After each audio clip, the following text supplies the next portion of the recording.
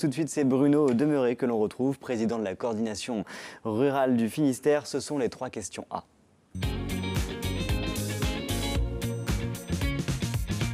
Bonsoir à vous Bruno. Bonsoir. La coordination rurale organise son congrès national ce 6 décembre prochain, en tout cas pour la partie publique. Il s'agit d'un syndicat qui a été créé dans les années 90. Il souhaite marquer sa différence face à la FNSEA et à ses fédérations départementales.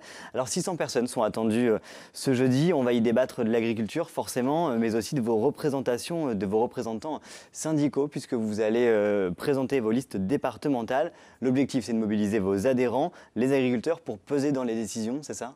Oui, les adhérents et puis les gens qui ne sont pas adhérents, les non-syndiqués qui forment la majorité des agriculteurs. Ouais.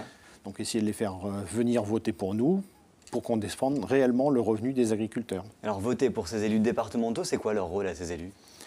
Les élus départementaux ont un rôle au niveau départemental, mais ça a aussi une incidence au niveau politique agricole national. Et il faut arrêter de vouloir du volume.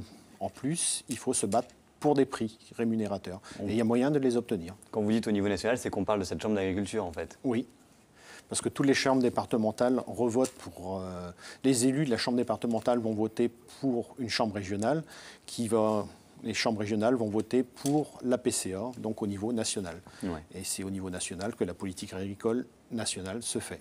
Alors lors de ce congrès, vous allez y exposer justement votre vision de l'agriculture, une vision européenne mais à la fois rééquilibrée à une échelle raisonnable, c'est ça ? Oui, nous on est pour les exploitations de type familial avec des exploitations de toute taille, des exploitations avec 200 vaches, les agriculteurs sont heureux, ou des exploitations avec 5 ou 6 hectares, voire moins.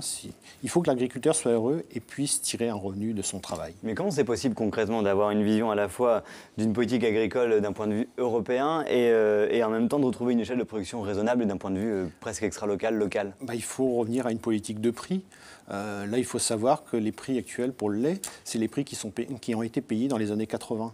On n'a pas eu d'augmentation depuis les années 80, on est peut-être la seule profession comme ça. Et le souci principal, c'est que ce n'est pas nous qui vendons nos produits. Ouais. On nous les achète. Et c'est totalement différent.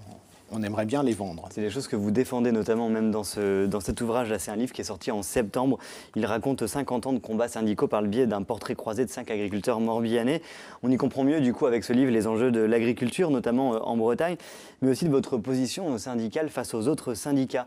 J'ai ressenti dans ce livre la volonté de faire valoir le vôtre, votre syndicat, de montrer qu'il peut y avoir une autre vision des combats, une autre vision de la politique agricole. Vous le dites, de la façon de vendre aussi son lait, des orientations choisies finalement.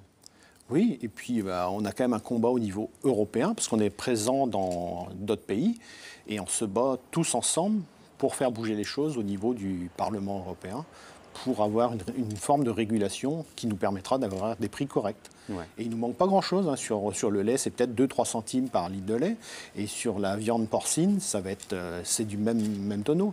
Mais actuellement, c'est ce qui manque, et puis on perd un nombre considérable d'agriculteurs et d'exploitations. C'est l'intérêt justement de ce congrès avec les débats. On va y parler du parallèle entre la consommation et la production, vous le dites, puisque pour le coup, il faudrait voir la chose peut-être d'un autre prisme, dans l'autre sens. On parle également de la coopération paysanne, de l'évolution qu'il faut suivre, mais qui en un rien de temps peut piéger une exploitation, une entreprise. Vous le dites aussi dans ce livre, vous le dites lors de vos combats syndicaux, en un rien de temps, tout peut s'écrouler finalement pour un agriculteur.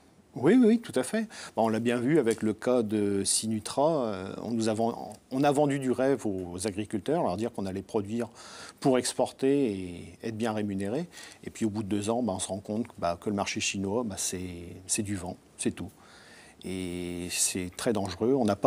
Ils n'ont pas consulté les agriculteurs pour dire s'il fallait réinvestir à Sinutra Carré ou pas réinvestir. Et je pense que la majorité des gens auraient dit il faut arrêter. La meilleure perte, c'est la première. On en parlera ce jeudi, j'imagine. Oui. Vous êtes également en dernière couverture de ce bouquin, en 4e, vous êtes avec des gilets jaunes. Oui. Il y avait c'est un peu précurseur, du coup.